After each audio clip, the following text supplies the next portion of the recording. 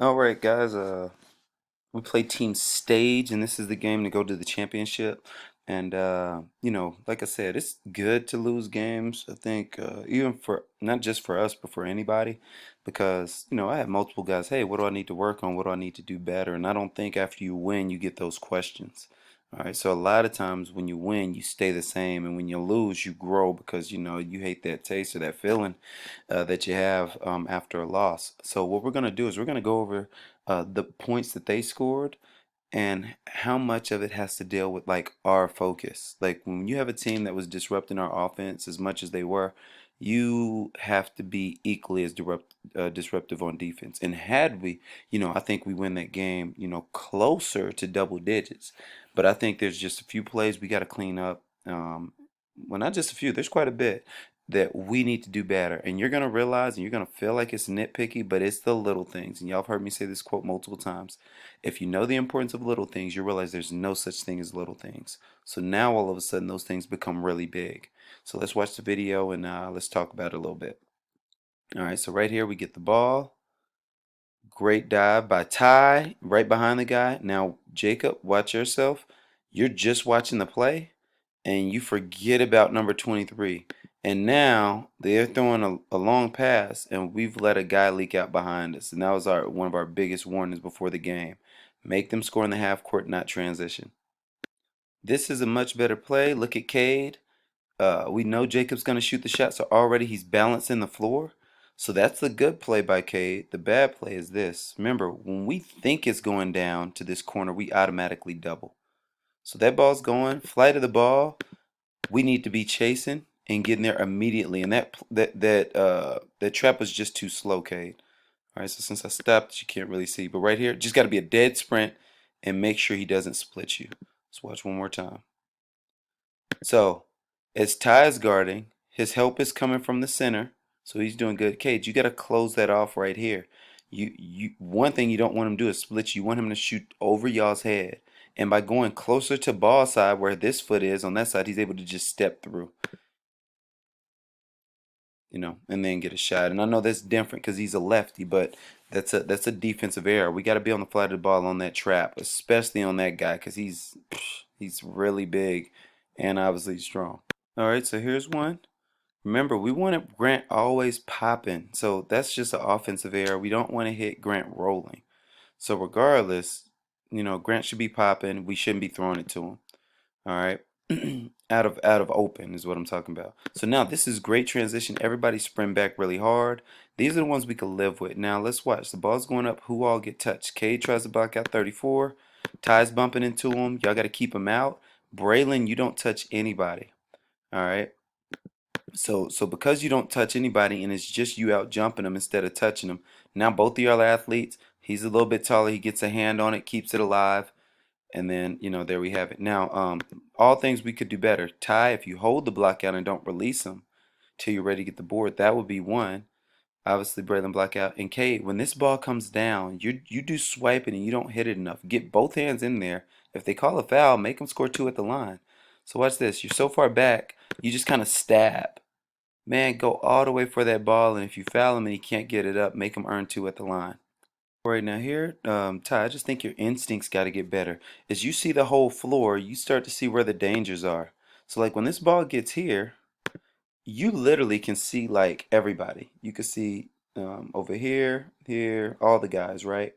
So, like, when you see an open guy in the middle, as they're throwing it, your knees need to be bent and ready to run through this pass, all right?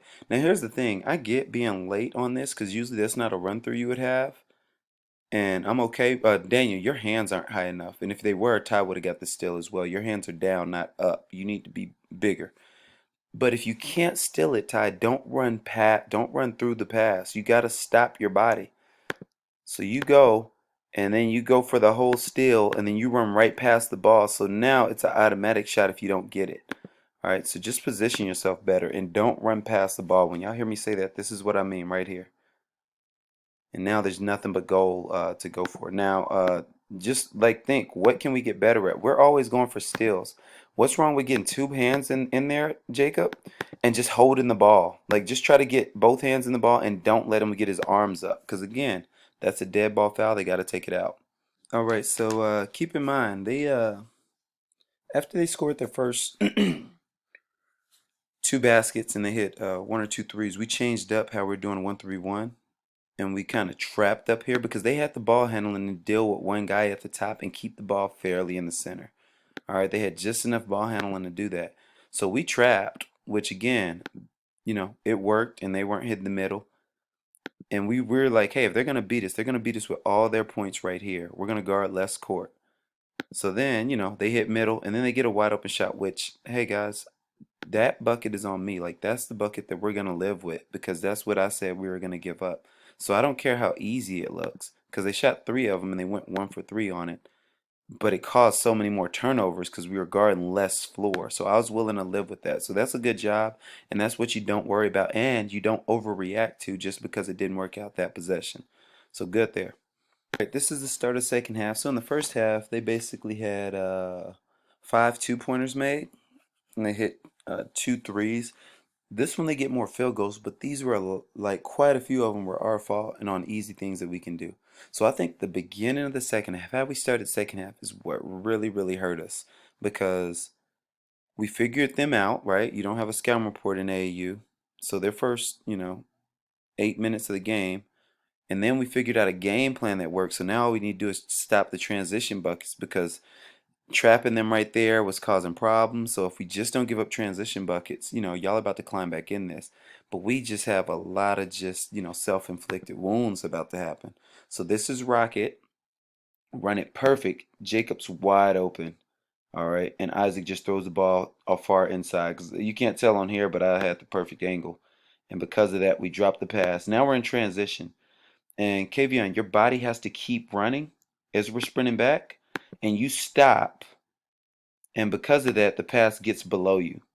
And I know you didn't see, but part of that's having better vision and better court awareness. When you play defense, you still have a habit of looking at the ball and not being aware of who's behind you. So if you knew our guys were running back and gonna stop ball, you never would have slowed your momentum. So watch this. This momentum doesn't allow you to foul the guy or stay in front of him as soon as you take this short little blink. And it's a small thing, but it's 2 points. All right. All right, and this one's a little out of order, but this is the first play out of the second half. When we lift, and we've talked about that in the past on your IPP last year, Grant. I said, hey, get a little bit stronger, better hands, because like when you're getting it, like this matters. This is you got to hold on to that. All right, and as soon as we drop it, they're off, and it's transition defense. We really can't do much about that. That's one of the ones you got to live on. But the reason it's on here is it's another self-inflicted wound. So right then, you know, we give up a three after giving up a live ball turnover.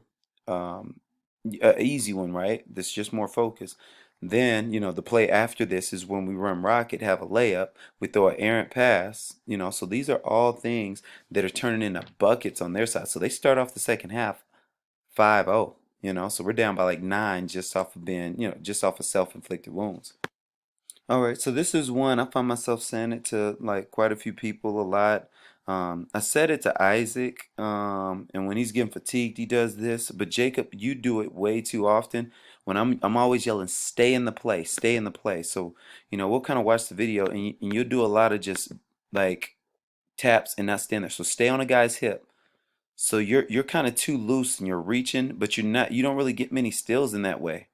So like right here. Oh, sorry. Like, be more aggressive, stay on his hip. It's important that you stay on his hip so he can't turn. So now you kind of just run past the guy who you could have stayed on his hip and not allow him to see both sides of the court. If you stay here, he's basically trapped because he picked up his ball. So you didn't stay in the play there. And now you're out of position with a poor angle to come here. And then you just kind of throw your hands out there. And you got to move your feet as he attacks, and that will cause problems. If you get a foul, so what? They take it out. But when you go for steals like that, they split us. Now they're in the middle of the lane, and there's no rotation, no matter what defense you do of that. So like when I say stay in the play, that's what I mean right there because we got to see the repercussions of it. And it comes from when we play some of the weaker teams, they're not making us pay for it.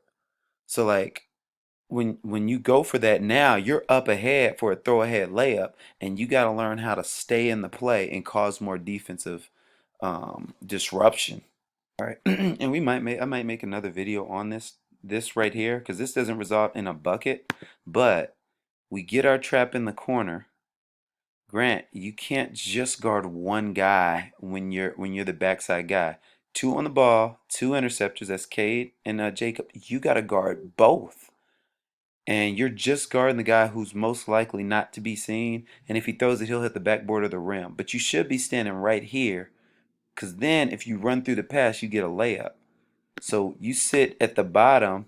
They throw a skip pass all the way over there, and they get it to him. And like, so our instincts got to catch up. That's a perfect trap. Like they shouldn't get that should turn into 2 points. And so we're just a little bit off on this. So right here, you got to be guard two. You're only guarding one, and then they throw it, and they get a good looking shot at the rim. And that's another one. We just got to find a way to get that ball, Jacob. You must be tired right here. Like you got to come up with that. I always say find a way to get that ball. All right, here's another one where I want him to stay in the play. So Jacob, you got to get him on a side. You're almost guarding him straight up, and you're letting him go from one side to the other. If we keep him on one side or make it really tough to get on the other, then we can establish our defense, and then we can really influence the things that we want. So like, but you're just kind of guarding him. So like, he gets out of that really easy, and you want to keep yourself on his hip and sprint him down to the to your middle guy. So that's just one right there. And this is staying in the play. So like right now, as you get more fatigue, you take more risks. All right. So you took a risk there, which is cool. We go after that still, but you got to get balance quicker. So it just takes too long after you reach to kind of figure things out. And then they just kind of run past you. So like as you're going, just stay in the play longer. Like get balance, figure out where you at. Don't take too many mercy steps. All right, because now they're back in the lane. Here's another one. We're making our run.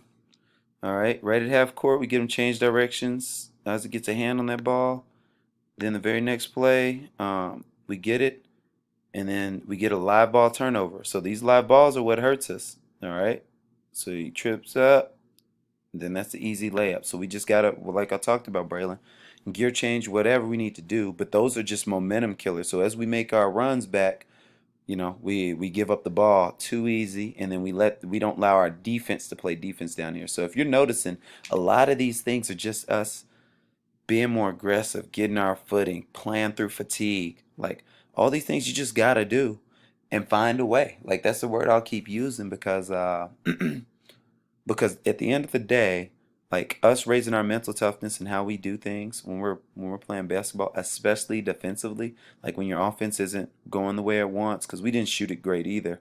Um, you got to step it up on this end, and I don't see our switch, our pride in on this end happening. We kind of make the same mistakes over and over.